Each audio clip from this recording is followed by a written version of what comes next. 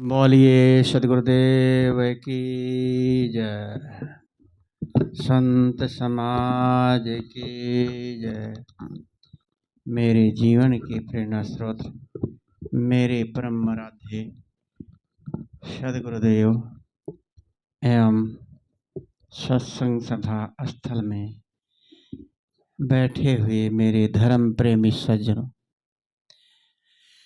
ममतामयी माताओं बहनों एवं नन्हे मुन्ने प्यारे बच्चों,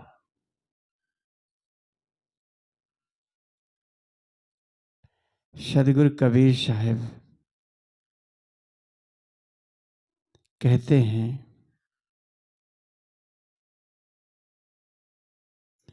कि तन धर सुखिया सब कोई देखा, जो देखा सब दुखिया।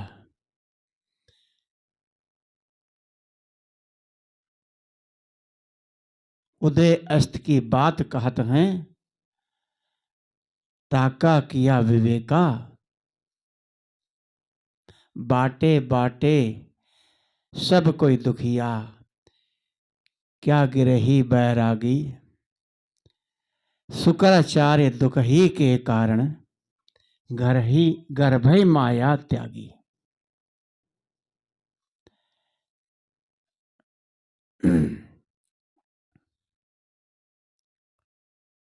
गर्भ ही माया त्यागी।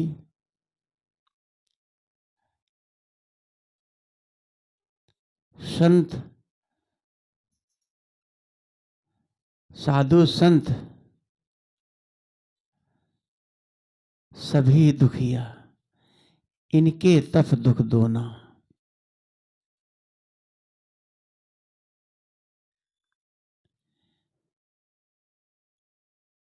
आदि अंत की बात कहत हैं।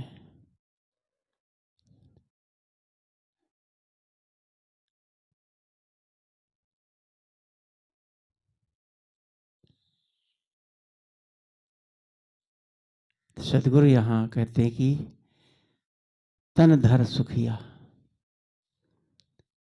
कोई नहीं देखा,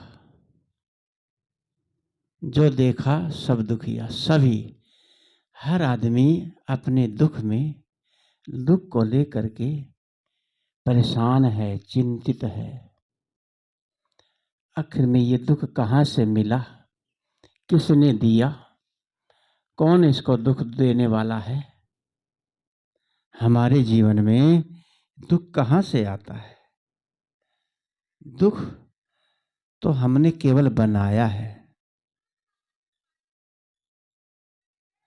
दुख हमारे कर्मों के कारण ही ये दुख मिलता है।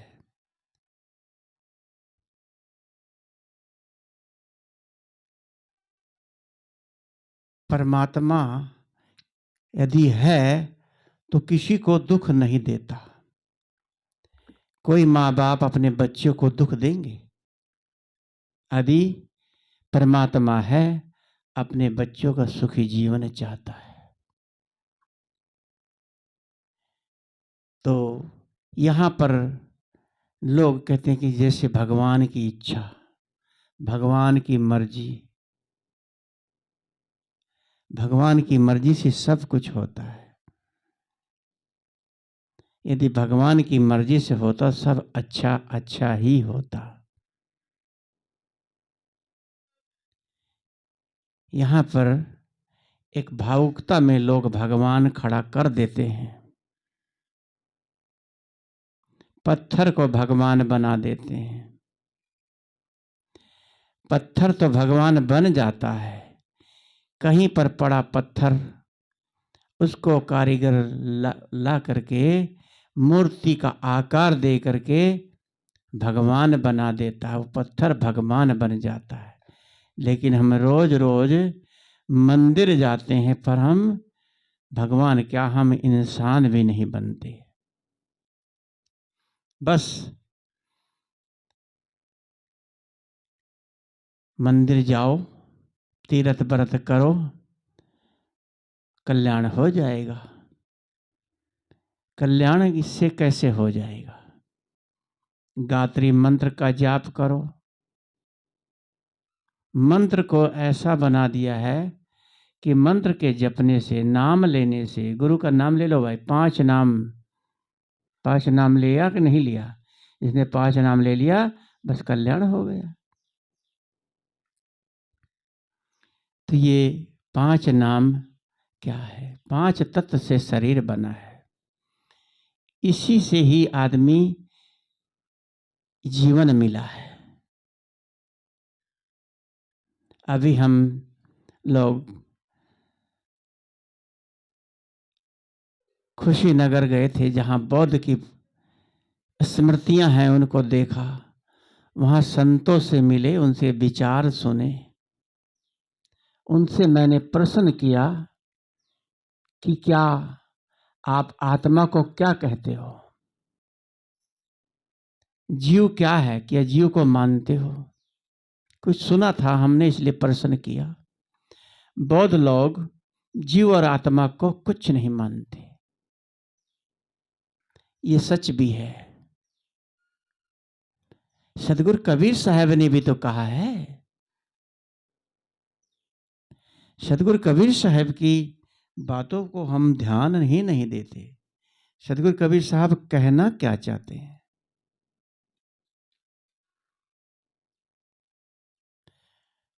सदगुरु कबीर साहब ने कहा है कि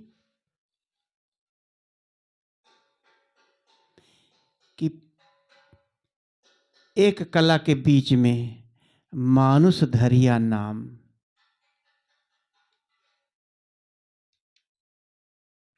ये मानुष नाम, ये कला क्या है? कला ये प्राकृतिक की है।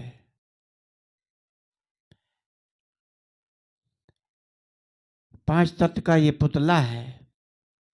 तो इसने कहा 5 तत्व का पुतला मानुष धरिया नाम, एक कला के बीच में विकल होत सब ठाम। यहां किसी परमात्मा का नाम नहीं लिया कि 5 तत्व का ये पुतला है। इसमें 5 तत्व जल, वायु, अग्नि और मिट्टी शेष बना शरीर है। और हमारे अंदर एक तत्व ज्ञान तत्व है। ज्ञान तत्व, ज्ञान अलग है, विवेक अलग है। मुझसे जो संत भिक्षुक मिले थे मेरे को, उनसे प्रश्न किया तो उन्होंने कहा आत्मा वात्मा कुछ नहीं होती, न जीव होता है। ये माता पिता के संसरणों से चला आ रहा है। और जब प्रत्यक्ष माइक्रोस्कोप में वीर्य को, कीटाणु को देखते हैं, जिसके वीर्य कीटाणु नहीं होता, तो जीव आता है। कितना प्रयास कर लो, माता पिता के रजवीर्य में यदि शक्ति नहीं है तो जीव कहाँ से आता है? साफ पता लग रहा है कि वे वीर्य देखा हम लोगों ने, उसके अंदर कीटाणु कितने तेजी से चलते हैं। और कीटाणु का आकार कैसे होता है? जैसे तालाब में कहीं कहीं देखते हम लोग, कहीं मच्छी के बच्चे छोटे छोटे, मेंढक के भी बच्चे बहुत छोटे छोटे, बिल्कुल चावल की तरह ऐसे घूमते रहते हैं पानी में, धीरे धीरे बड़े हो जाते हैं। ऐसे ही वीर्य के कीटाणु उसमें घूमते हैं, भागते हैं आपस में।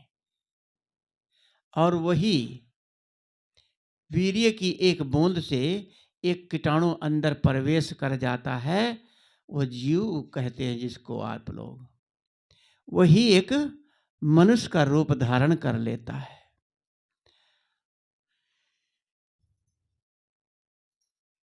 इसी को हम लोग कहते हैं कि आत्मा आ गई। कहाँ से आ गई?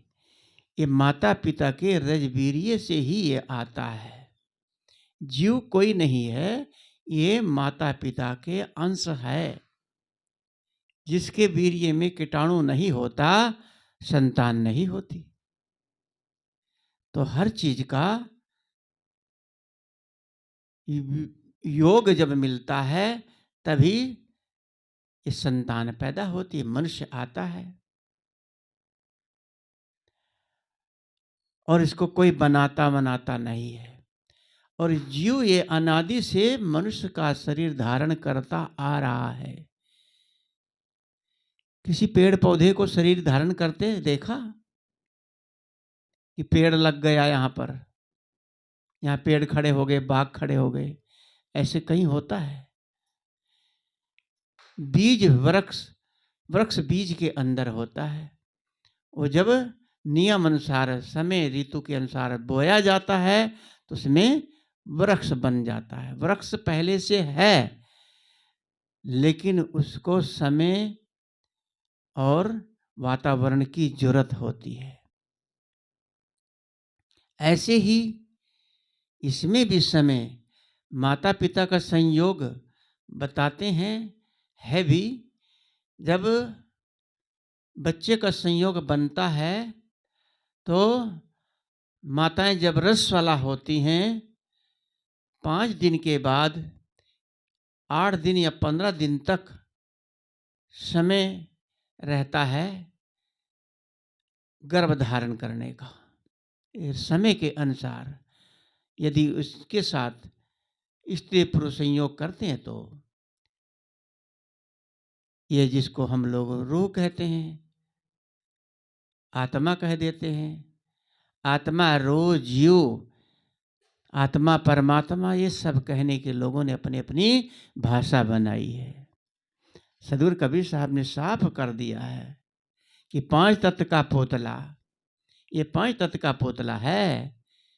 मानुष धरिया नाम, इसका मनुष्य नाम रखा है। एक कला के बीच में विकल हो तो सब ठाम।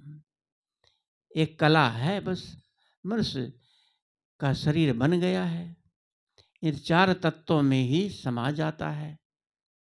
यदि इसमें से एक तत्व कम हो जाए तो आदमी जीवित रह सकता है? कहाँ, क्यों आदमी मर जाता है?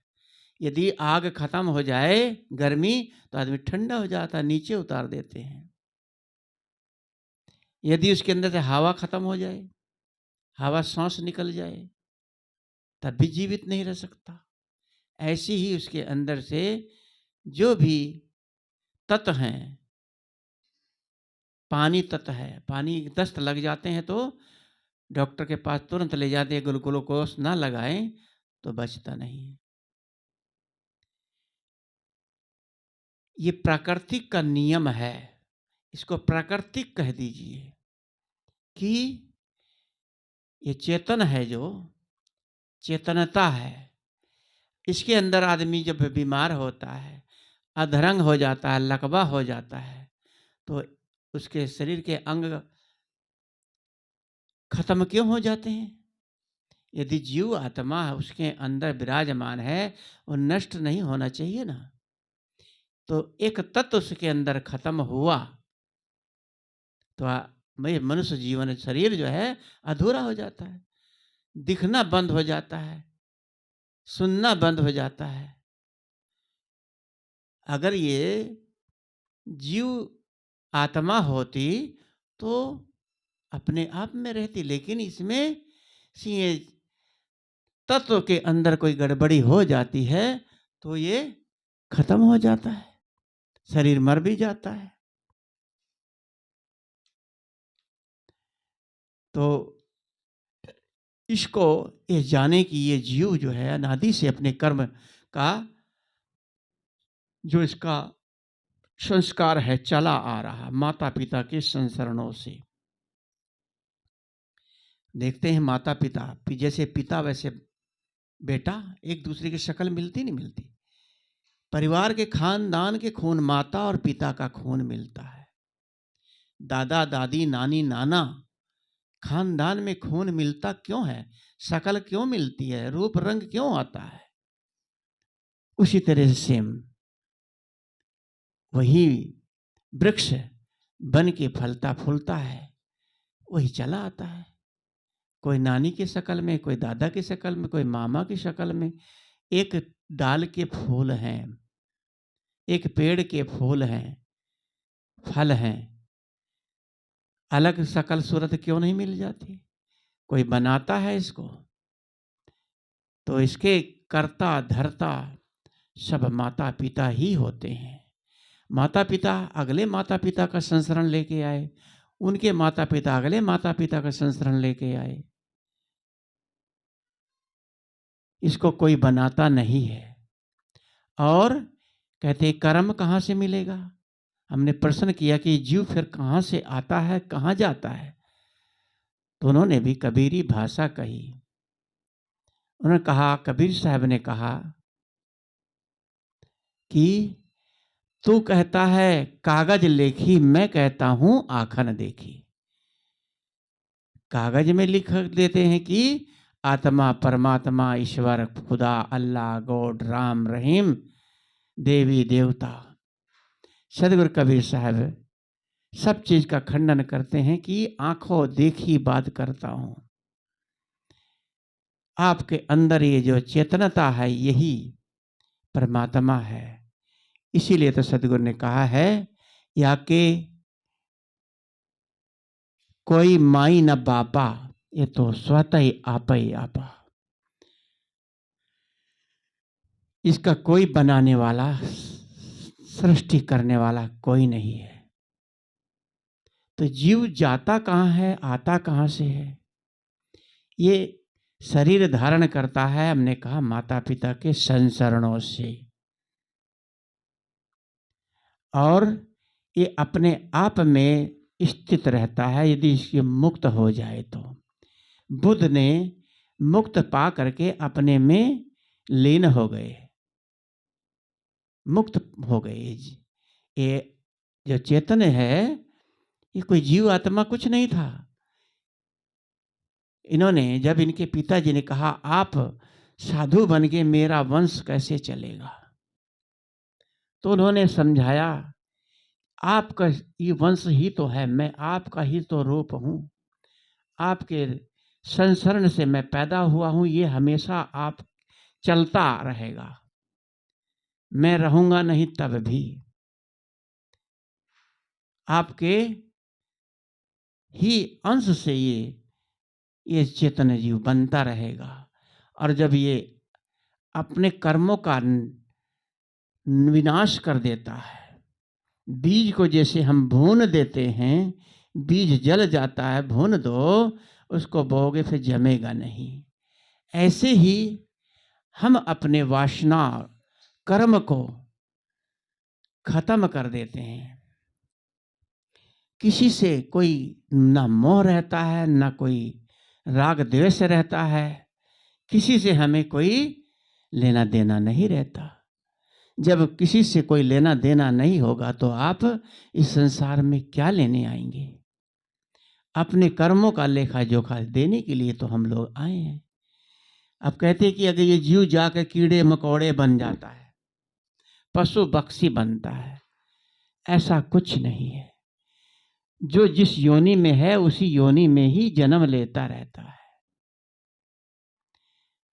यदि मनुष्य जीवन में से कीटाणु कीड़े मकोड़े गिने जाएं तो मनुष्य योनि से ज्यादा ये योनियां कीड़े मकोड़ों की, पशु पक्षियों की हैं। ये कहाँ, यदि मनुष्य बनते हैं तो इतने मनुष्य बढ़ जाने चाहिए, यदि मनुष्य मर के कीटाणु कीड़े बनते तो मनुष्य घट जाने चाहिए। लेकिन एक को पहली बार इस बात को सुना समझा और बुद्ध का ज्ञान कुछ प्राप्त हुआ कि वास्तव में न ये जीव है, न ये आत्मा है, न परमात्मा है। ये जीव अपने कर्म ही तो भोग रहा है। सतगुरु कबीर साहब ने भी कहा है कि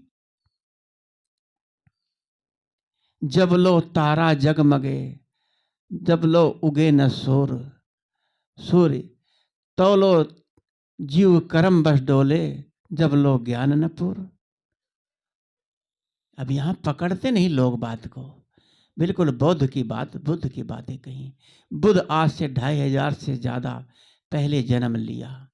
बुद्ध, महावीर, कबीर, नानक, रविदास, महान पुरुष डॉक्टर भीमराव अंबेडकर, आज जो भीमराव अंबेडकर की देन है, जो आज बुद्ध की प्रतिमाएं देखने को मिल रही हैं, उनके सब स्मृतियां आज भी हैं, वो भी पूजनीय हैं। जो हमारे बड़े महापुरुषों के चिन्ह को बना के रखा, सब ने वही बात कही। तो कबीर साहब बौद्ध भाषा में कह रहे हैं कि जब तक तारे चमकते हैं, जब तक सूर्य उगता नहीं, तौलो तारा जगमगे, जब लो उगे न सूर, तौलो जीव कर्म बस डोले, जब लग ज्ञान न पूर। तब लगे जीव कर्म बस डोलता है। कर्म मनुष्य का जीवन लिया, दुख भोग रहा है, तभी तो लोग कहते हैं हम बहुत दुखी हैं। विकलांग पैदा होते हैं, दोनों टांगे नहीं रहती, हाथ नहीं रहते, गूंगे पैदा होते हैं, बहरे पैदा होते हैं, एढ़े टेढ़े मेढ़े कैसे शरीर जन्मता है। आ करके यही तो ये पाप और पुण्य भोगते हैं। जैसा हम करते हैं मनुष्य योनि में आके तो मिलता है, तभी तो उसको एहसास होता है। जब कर्म पूरा हो जाता है, उसके कर्म खत्म हो जाते हैं, उसका सूर्य उदय हो जाता है ज्ञान का, तो हमारे कर्मों के तारे टिमटिमाने बंद हो जाते हैं, नहीं दिखते, और पूरा ज्ञान होने पर ये मुक्त हो जाता है, अपने में मुक्त हो जाता है। तो मैं कह रहा था कि विवेक और ज्ञान, पशुओं को संत ने कहा कि पशु को विवेक होता है। पहली बार सुना। मैंने उनको कहा कि साधु कबीर साहब की साखी है कि वो कह रहे हैं साहब कि तन धर दुखिया, सब कोई देखा, जो देखा सब दुखिया, उदय अस्त की बात कहाँ थे, ताका करो विवेका। विवेक क्यों कहा यहां? विवेक को ग्रहण करने को, अपनाने को कहते हैं। जैसे पशु को विवेक है, मेरा मालिक है, यहाँ मैं बंधता हूँ, यहाँ खाता हूँ। चुगने जाते हैं गाय, और आ करके अपने अपने घरों, कितने झुंड जाते हैं, सब छोड़ देते हैं। पहले ज़माने में ऐसे था, पूरा गांव का झुंड गायों का सब जंगल में छोड़ आते थे, और शाम होते ही एक आदमी होता था, हाँक देता था, और सब अपने अपने घरों में घुस जाते थे। जिस घर की गाय भैंस होती थी, गाय होती, भैंस नहीं होती थी, उसी घर में जाके, खुद हमने आंखों से देखा, किसी के घर में नहीं घुसती, सीधे अपने घर में जाएंगी और वहीं खूंटे पे खड़े हो जाती हैं। जो मालिक उनको खिलाता है पिलाता है, अरे आंखों से देखा।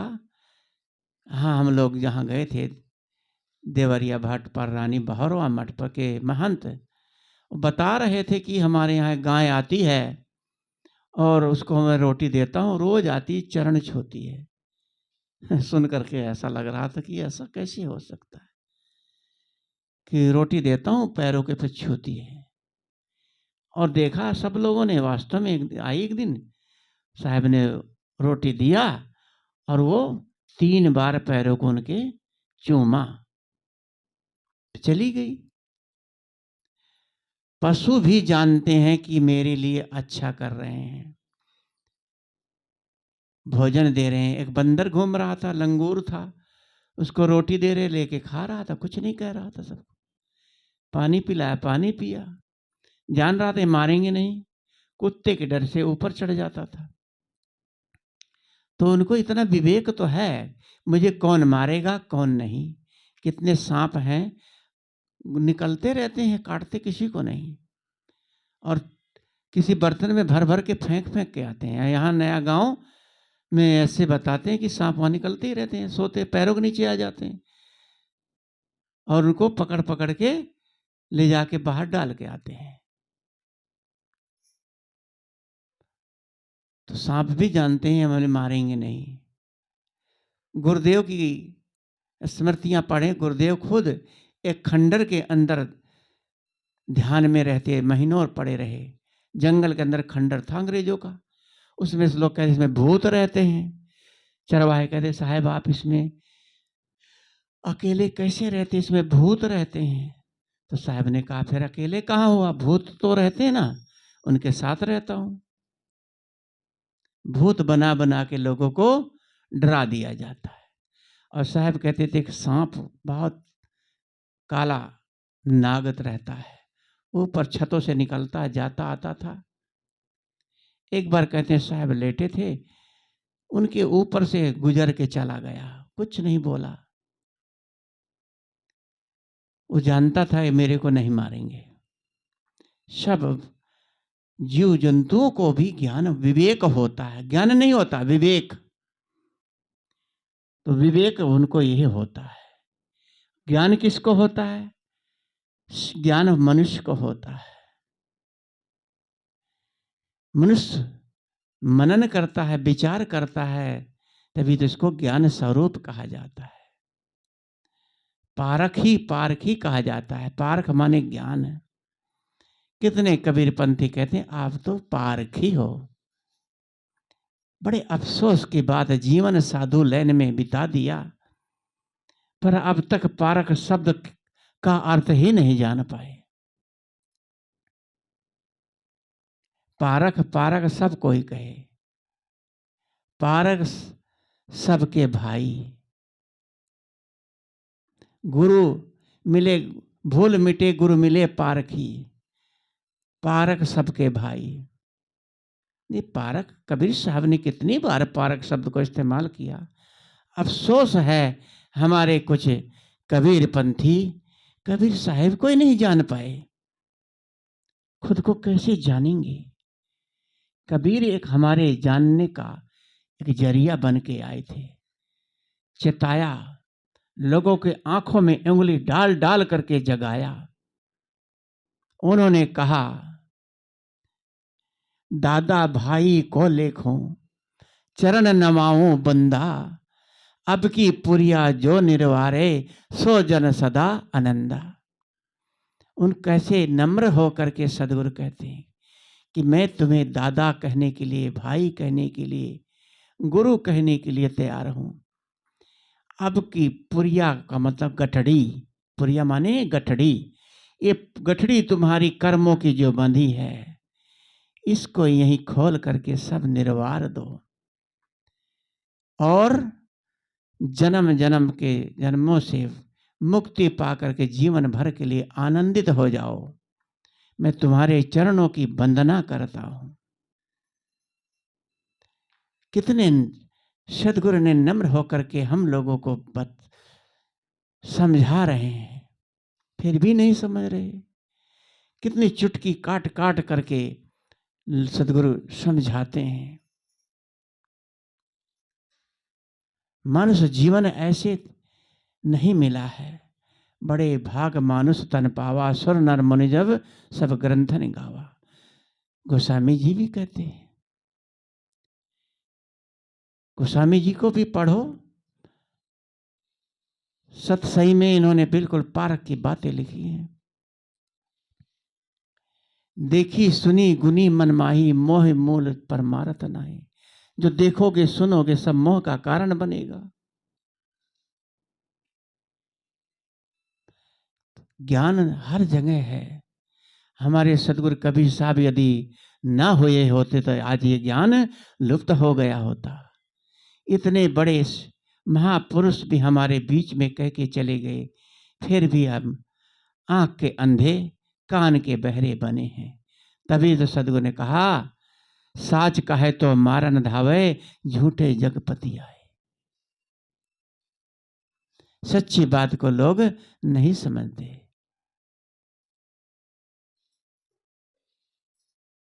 पहला जन्म पुत्र का भइयो, बाप जन्मिया पाछे। बाप पुत्र की एक ही नारी ये चले कोई काछे। कैसी बातें सदगुरु कहते हैं कि समझ में नहीं आता है, लेकिन इसका अर्थ बहुत गूढ़ है। अगर तू ब्राह्मण ब्राह्मणी का जाया तो और राह से क्यों नहीं आया? अगर तुर्क तुर्कनी का जाया तो पेटे काहे ने सुन्नत कराया? कंकड़ पत्थर जोड़ के मस्जिद लई चुनाए, ऊपर चढ़ मुल्ला बांग दे, क्या बहरा भया खुदा है? कितने तरह से सदगुरु चोट पहुंचाते हैं, फिर भी हम लोग नहीं जागते। बस ज्ञान का अहंकार, दो लैन जान जाते हैं ग्रंथों से, रामचरितमानस से, भागवत से, बस प्रवचन कर्ता बन जाते हैं। 40-40 लाख रुपया, 40-40 लाख रुपया एक जगह जाकर के प्रवचन करने के वक्ता लोग लेते हैं। 40-40 लाख रुपया, बताइए ये बिजनेस है क्या है? बिजनेस के लिए हम सत्संग करते हैं, लोगों को जगाना है। बिजनेस क्या? लोगों को बिजनेस ही लगता है कि हमें प्रवचन सीख लें, प्रवचन करने की ट्रेनिंग लेते हैं, और हम तो इतना लेंगे 40-40 लाख रुपया, लाखों रुपया डेली चढ़ता है। लोगों को ज्ञान तो दर्शाते हैं, लेकिन ज्ञान असली कहाँ देते हैं? राम की कहानी सुना देते हैं, महाभारत की कहानी सुना देते हैं, इससे आपको मुक्ति मिलेगी? कभी मुक्ति कल्याण का की बात कहते ही नहीं, जानते ही नहीं तो कहेंगे क्या? सब खुद ही तो कुएं में गिरे हुए हैं, खुद डूब रहे हैं, चेलों को भी वैसी शिक्षा दे रहे हैं। तो असली ज्ञान है, चाहना पाना है तो बुद्ध का ज्ञान प्राप्त करो, बुद्ध बन जाओ, महावीर बन जाओ, कबीर, नानक, रविदास, डॉक्टर अंबेडकर बन जाओ। इनसे ज्ञान लो। ज्ञान जहाँ होता है लोग वहाँ महंगा लगता है कि यहाँ तो सब कुछ छोड़ना पड़ेगा, मोह छोड़ना पड़ेगा, खाना पीना छोड़ना पड़ेगा। ध्यान में कहाँ बैठ पाते हैं? 10-15 मिनट भी लगता, घंटों हो गया। निर्मोह होकर के निष्काम भाव से जो रहता है उसी का जीवन मुक्तमय रहता है। प्रेम करो, मोह ना करो।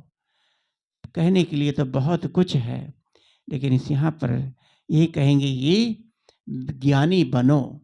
मनुष्य जो है ज्ञानी है, ज्ञान स्वरूप है, और ये जीव हमेशा मनुष्य योनि में आता रहता है। जीव ना कहो इसको, जीव कहने का स्वभाव बन गया है। ये चेतना है, जैसे पेड़ों में, वृक्षों में चेतना होती, पेड़ को उखाड़ो तो तुरंत मुरझा जाता है, ऐसी इसके अंदर से एक तत्व निकल गया तो मुरझा गया। तो तत्व है, तत्व से बना है ये शरीर। जीव आत्मा कह लो, वो अपना विचार है, लेकिन ये ना जीव है ना आत्मा है। जहां जीव आत्मा की बात करते हैं, समझ लो उसको पूर्ण बुद्धत्व की प्राप्ति नहीं हुई है। ज्ञान तो अपने सबके अंदर भरा है, लेकिन उसको बस जगाने की जरूरत है। इसलिए हमने कहा सदगुरु की साखी कि